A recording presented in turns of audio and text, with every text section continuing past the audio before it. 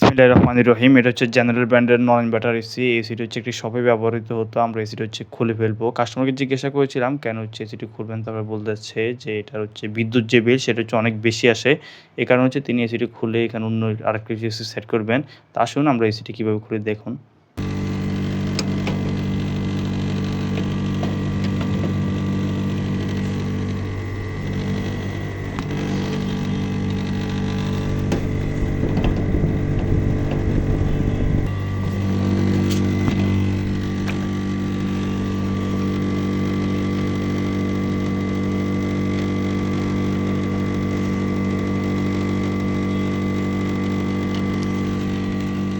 এসিটি gas lock করার সময় সর্বপ্রথম হচ্ছে এসিটি হচ্ছে চালিয়ে নিতে হবে। সর্বপ্রথম হচ্ছে আমরা এসিটি চালিয়ে নিয়েছি। তারপর হচ্ছে এটার ডিসচার্জ যে বাল্ব সেটা হচ্ছে সর্বপ্রথম আমরা আনলক করে নিব।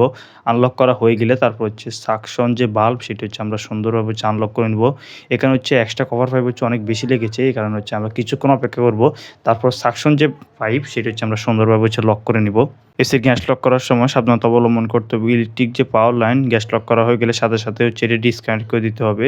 তো এখন হচ্ছে সাকশন যে বাল্ব সেটা হচ্ছে আমরা আনলক করে নিচ্ছি। ডিসচার্জ যে বাল্ব সেটা হচ্ছে পূর্বে হচ্ছে লক করা হয়ে গিয়েছে। এখন হচ্ছে সাকশন যে বাল্ব সেটা হচ্ছে আমরা লক করে নিচ্ছি।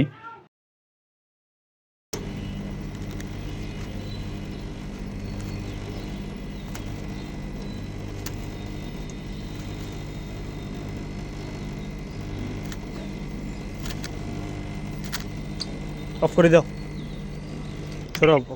ঠিক আছে, পারফেক্ট, ঠিক আছে।